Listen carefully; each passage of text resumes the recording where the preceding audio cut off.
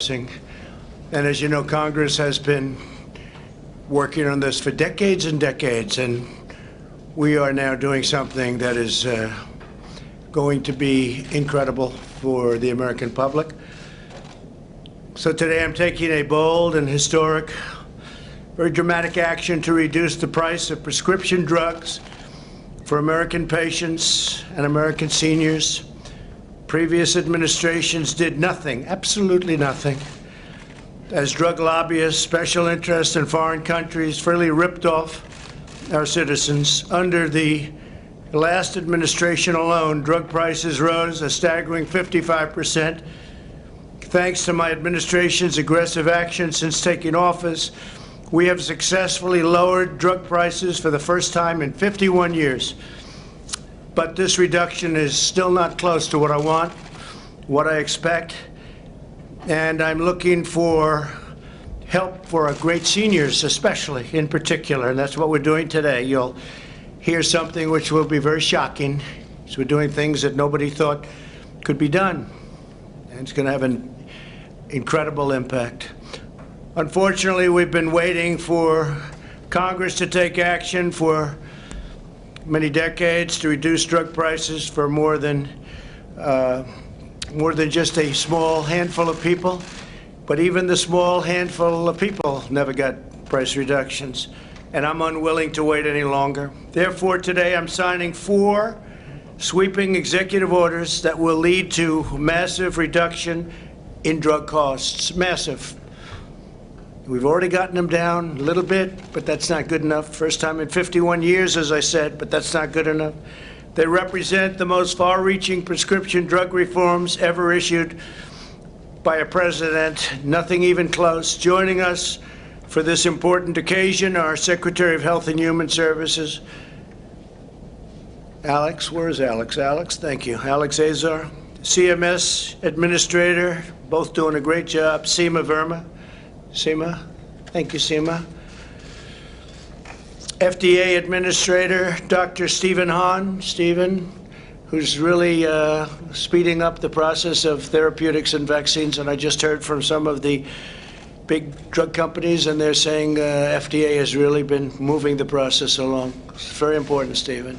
Can you move it faster, please? Okay. Thank you. Great job. We appreciate it. And Administrator of Health Resources and Service Administration, Tom Engels. Tom, thank you. Thank you very much, Tom, for being here. We're also pleased to have with us our great governor from the state of Florida. Incredible state, incredible guy. Governor Ron DeSantis. Thank you, Ron, very much. Appreciate it. And you're going to say a few words in the end. Good. Representative Matt Gaetz, our friend. Where is? Hi, Matt. You're so quiet back there today. I've never seen you like that. Thank you, Matt. Great job you're doing. Appreciate it very much. Speaker of the Florida House of Representatives, Jose Oliva.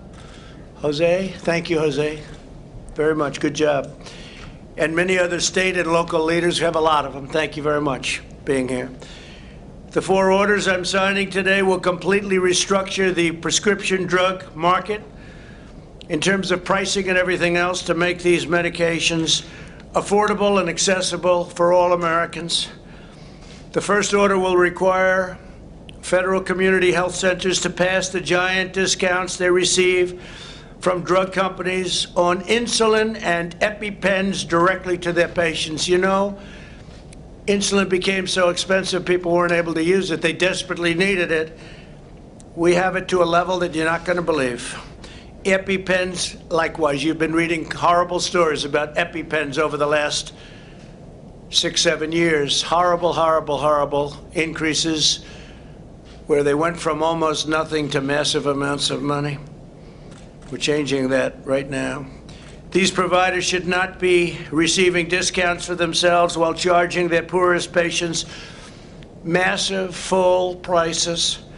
Under this order, the price of insulin for affected patients will come down to just pennies a day from numbers that you weren't able to think about. It's a massive cost savings.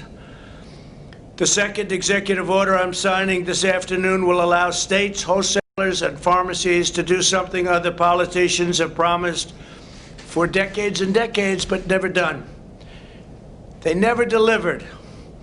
We will finally allow the safe and legal importation of prescription drugs from Canada and other countries where the price for the identical drug is incredibly lower. It's a difference like you wouldn't believe. 70%, 80%, 90%, 30%, but massively lower than the identical drug made in the same plant, the same factory, the same exact drug, same everything, same box, same pill, and yet it's 50, 60, 70% lower. And this is something that Ron and I have been discussing from the time Ron got elected, and I've been wanting to do it, and it takes a long time from a legal standpoint, and we've got it all worked out. So you're going to be getting massive drug savings in Florida and other states, and we've had numerous states that wanted to do it. Ron really was at the forefront, I will say that, but you have other states that have caught on. It's caught on very quickly. Didn't take them long to figure that one out, Ron. It's too obvious.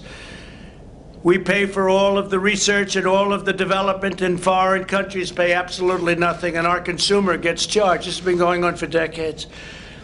The American people pay an average of over 3 times more for medicine than the Canadians.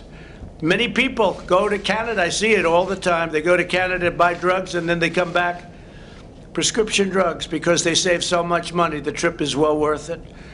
The Obama-Biden administration pledged to end this unfairness and allow drug importation, but they never got it done. They were unable to get it done. They didn't get a lot of things done. But under my administration, we're standing up to the lobbyists and special interests and fighting back against a rigged system. Rigged system, you've heard that word before. I'm unrigging the system that is many decades old. We're doing something that should have been done a long time ago. The third revolutionary order I'm signing today will prevent middlemen and women, I guess.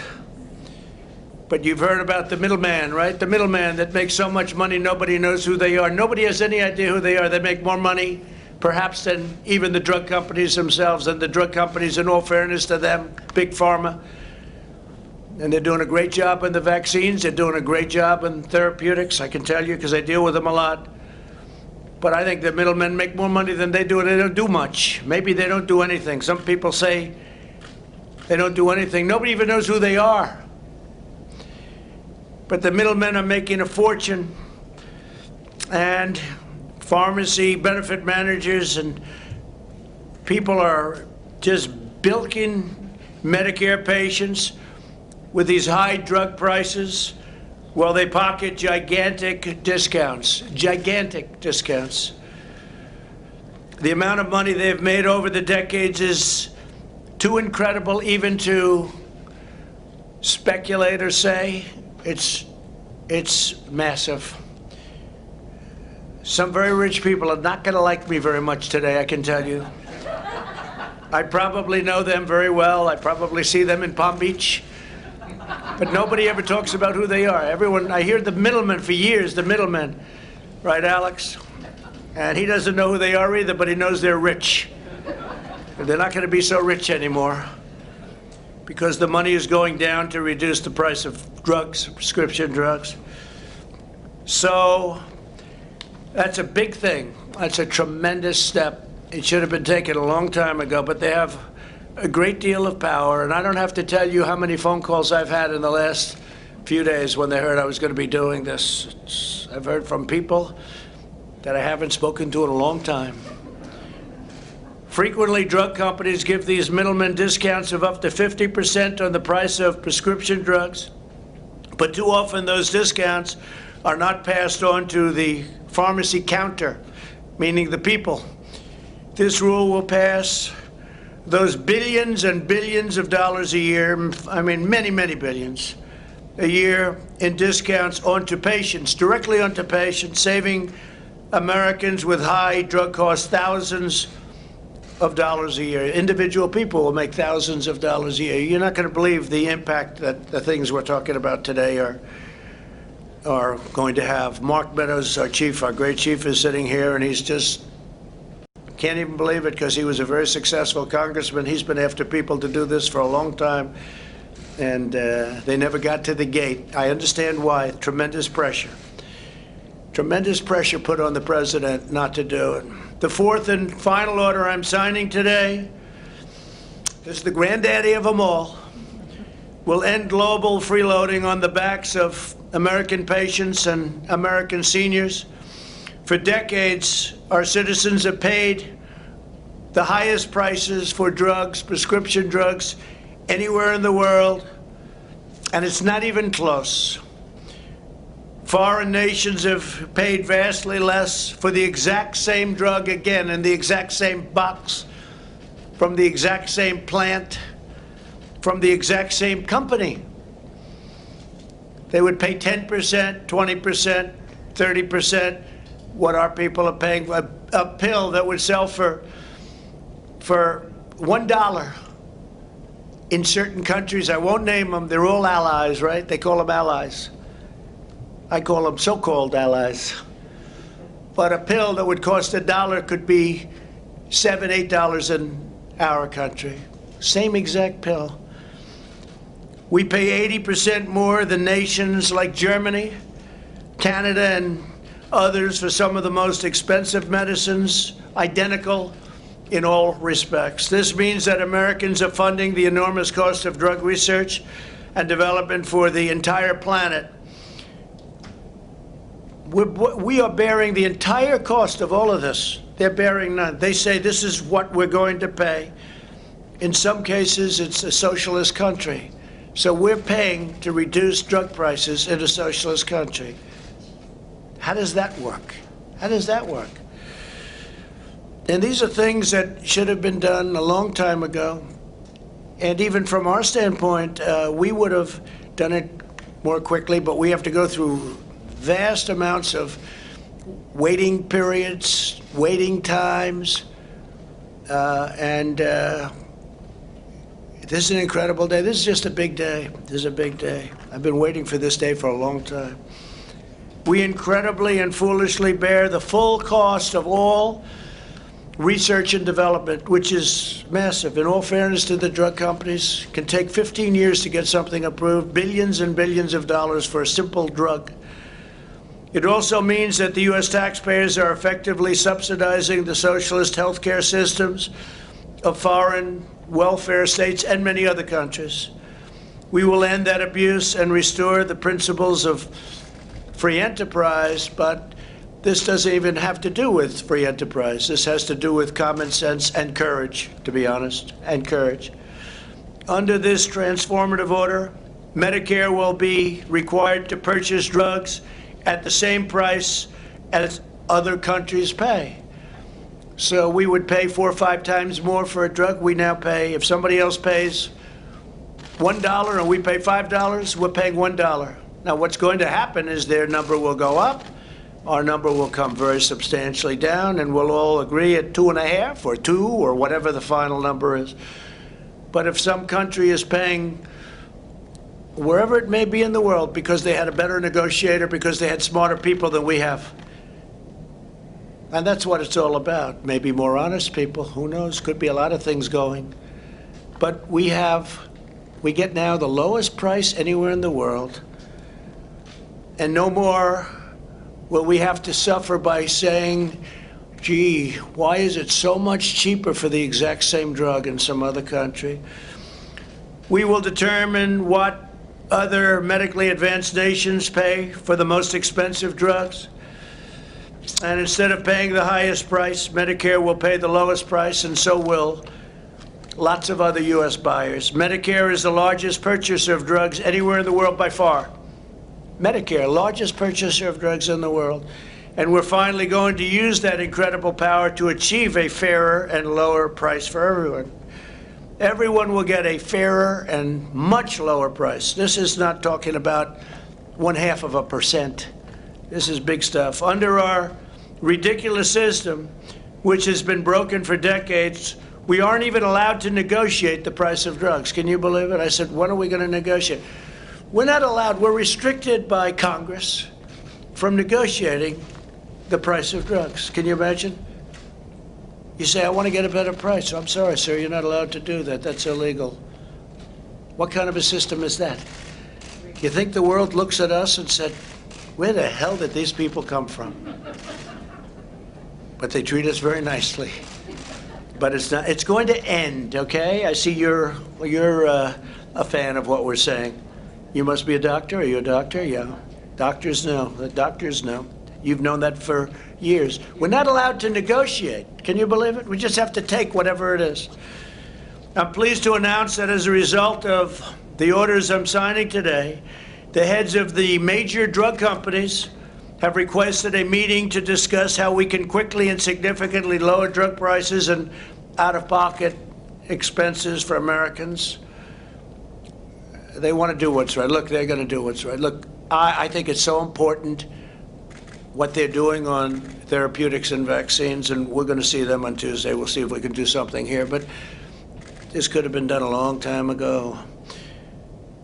The drug company executives will be at the White House on Tuesday, and they have some ideas how to significantly reduce drug prices. We've already given them to you. I don't know if they can possibly do something to substitute for what's called favored nations. Favored nations, that means we get the lowest price anywhere in the world. Whoever gets the best price, congratulations. Thank you very much for being a good negotiator, because we now get the lowest price too. Should have been done a long time ago. If these talks are successful, we may not need to implement the fourth executive order, which is a very tough order for them. Very tough. And I understand that. And we have a lot of respect for our great pharmaceutical companies, drug companies. We have a lot of respect for them. So we'll see what they have to say on Tuesday. Maybe they have an idea that's good, but it's got to be very substantial. They're actually in favor of the rebate rule, the rollback, because they say that's people getting money that aren't even doing anything for it, and bigger money than they're getting, I believe. If they are not, the order will be implemented if we don't do a deal or agree to something. The order, number 4, favored nations, a big order. They're all big. All 4 are very big, by the way, very big. But the 4th order, we're going to hold that until August 24th, hoping that the pharmaceutical companies will come up with something that will substantially reduce drug prices. And the clock starts right now. So it's August 24th at 12 o'clock, after which the order on favored nations will go into effect. And Mark, I'll hold you to it, please, 12 o'clock, not 12:01, right? In the meantime, we're working very hard on therapeutics and a vaccine for the China virus, which remains our top priority and which are coming along at record speed. Thank you very much, Dr. Hahn. Been fantastic. You really have been fantastic. 2 vaccine candidates are entering the final stage of clinical trials this month, right? 2. And several more vaccines will enter final trials in the following weeks. I did speak to one just recently. They're working on therapeutics as opposed to vaccine, and frankly, that's the most exciting to me. We can walk into a hospital right now and get people better. I like that even more. But the vaccine long-term will be great. So we have them both going. They're both going rapidly, and they're both going very well. And I guess the early indications are we're beyond happy, right? It's beyond happy. We're mass producing all of the most promising candidates already, so that on day 1, that means that we think we have the answer, otherwise we wouldn't be making that bet. It's a big bet.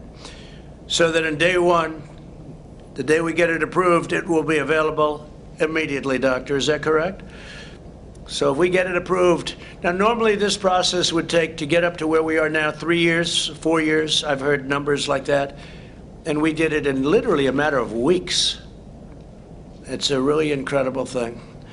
One of the other things, I was talking about drugs in the pipeline for getting drugs approved, and it does cost billions of dollars, and it would be 12 years, 15 years. And under Dr. Hahn and Scott, before you, worked very hard, Scott Gottlieb, We've got that down to a number that's less than half, and we're going down further. We have to make sure it's safe. And Right to Try came out of this whole thing where we have a drug that we think is good. Matt Gaetz helped with this and getting it approved, and Mark when he was a congressman. But we had great help from certain people. But Right to Try is incredible. We have a drug that works, but it's got to go through this very long and very detailed process for purposes of safety and to make sure it's good. If somebody's terminally ill, very sick, person not going to make it, person very sick, we passed legislation, which they've been trying to get for 42 years. It's called Right to Try, where people sign a document that if it doesn't work out, they're not suing the drug company, they're not suing the insurance company, and they're not suing our country. And instead of traveling, if they have money, they travel to Asia, and they travel to Europe, they travel all over the world in the hopes of finding a cure. They're terminally ill.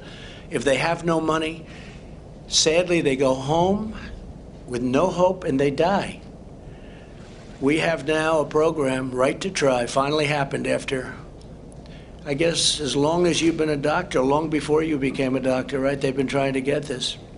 But we now have a program where they can try these really promising medicines, and you have no idea how successful this has already been. It's incredible. And one of the things that really came out of it was the biggest problem for the drug companies. They didn't want it because they didn't want it in their sample, because people that are that sick, they don't want it in the sample. And so we created a separate sample so it doesn't hurt them. But one of the things that's come out of it is, if it works, what is a better testing formula than that? Somebody that's terminally ill and all of a sudden makes it. And we're having examples of that. It's been incredible. It's been an incredible program. I hope somebody's going to be able to write a story about it, because it's been one of the things that I'm very proud of it. I love the name even, Right to Try. They have the right to try a drug that's not going to be available for 2 years or 3 years. They're terminally ill. Before you'd say, well, they're terminally ill, yeah, but we don't want to give them a drug that's going to hurt them. Well, they're going to die. And they didn't want to give them a drug because they thought it might be dangerous. And perhaps in some cases it may be dangerous, but we're having tremendous success with that program. Proud of it. Additionally, my administration has secured 90% of the world's supply of the drug Remdesivir, which is having great impact for the United States, and research continues daily on a lot of promising treatments, as I said.